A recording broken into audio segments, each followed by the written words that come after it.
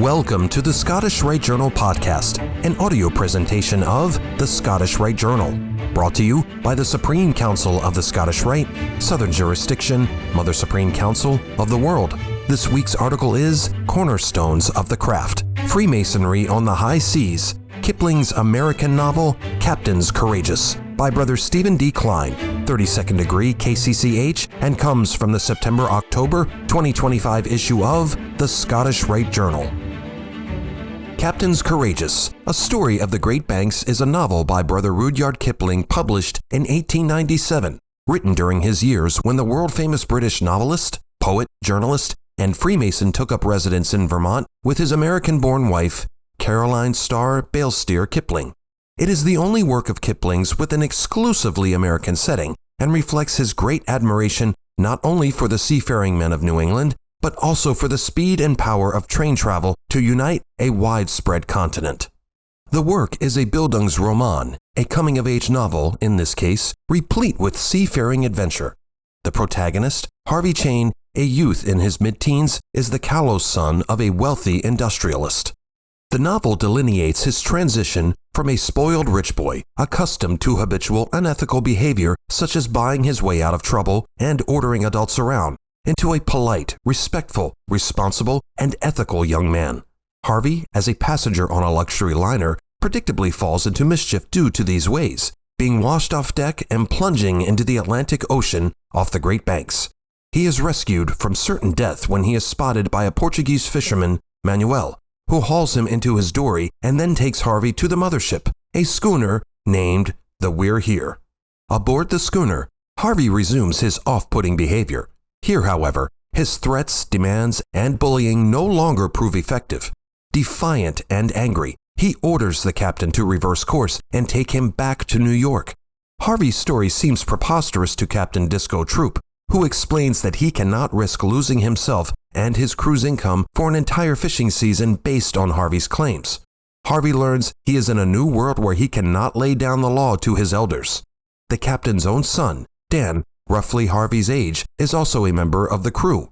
Harvey is assigned to Dan to be trained to perform tasks and earn his keep while on the We're Here. Harvey is not allowed merely to be a passenger.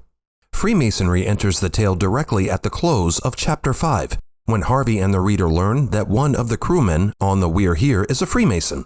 Harvey is encouraged to speak French with Frenchmen on another boat, yet he is unsuccessful in communication while Tom Platt, a man on the We're Here, waved his arms and got along swimmingly. The captain gave him a drink and greeted him as a brother. Harvey asks Platt, "How was it my French didn't go, and your sign talk did?" Platt replies, "Sign talk?" Platt guffawed, "Well, yes, 'twas sign talk, but a heap older in your French, Harv. Them French boats are chock full of Freemasons, and that's why." When Harvey inquires if Platt is a Freemason, the latter replies in the affirmative. Kipling ends this scene and the chapter with the cryptic phrase, "Harvey had another mystery of the deep sea to brood upon," implying that Masonic bonding has left a lasting impact on him. In the other direct Masonic reference in the book, Tom Platt fulfills a Masonic obligation to look after the widows of Masons. Tom Platt visited her, the widow, because he said the dead man was his brother as a Freemason. This act seems to have impressed young Harvey. Masonic seeds have been planted as Harvey's transformation continues. Although we have exhausted Kipling's direct references to Masonry in the tale, our experience as Masons help us to continue to interpret the book Masonically. On the We're Here, Harvey must labor and earn wages, like everyone else. We see Harvey is treated on the level, and not as a privileged elite. Harvey is like an entered apprentice when Dan may be likened to a fellowcraft. As Harvey learns his craft, his arrogance subsides. In the narrative, other characters do most of the talking, and Harvey becomes more silent and introspective as Masons are enjoined to do. Harvey comes to make friends with the other crew members. He develops a strong work ethic and now relishes work. He learns not only to catch and clean fish and steer a ship, but also the lessons of manhood, another component of Masonry. Perhaps the enclosed community of the ship can be seen as a Masonic lodge, with Captain Troop as a stand-in for the worshipful master, demonstrating strong leadership skills of wisdom and compassion. While stern, he is also fair and consistent. Meals are times for good cheer and fellowship, like a stated meeting dinner. Indeed, the ship functions according to Masonic principles.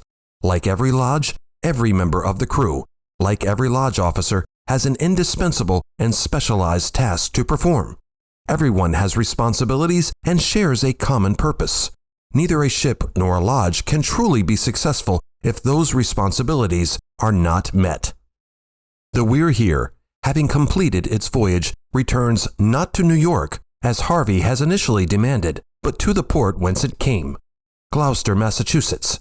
Harvey contacts his father, Mr. Chain, who is overjoyed. After all, Harvey was assumed to be dead. Kipling then presents an exciting train trip from the west to the east coast as the father rushes with his wife to be reunited with their son. The elder Chain will go on to notice that Harvey has become the fine young man he always wanted him to be. What does the future hold for Harvey and his new friend Dan? Will they become captains courageous in their own right? In this writer's humble opinion, the We're Here is a suitable metaphor for a Masonic lodge. The extent to which Brother Kipling intended this is not certain, although the direct Masonic references in his tale involving Sailor Tom Platt, Freemason, may provide a clue. Was Captains Courageous a subconscious reflection of his love for the craft? We know Rudyard Kipling to have been a dedicated Mason who wrote of Freemasonry numerous times in his vast body of literature.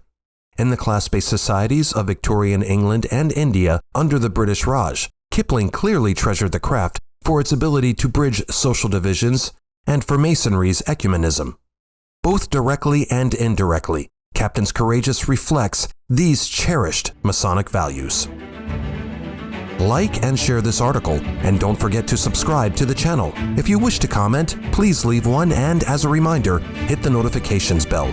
Any accompanying photographs or citations for this article can be found in the corresponding print edition. The Scottish Rite Journal is published by the Supreme Council of the Scottish Rite, Southern Jurisdiction, Mother Supreme Council of the World. Mark Dreisenstock, 33rd degree, Managing Editor. I'm your host, Matt Bowers.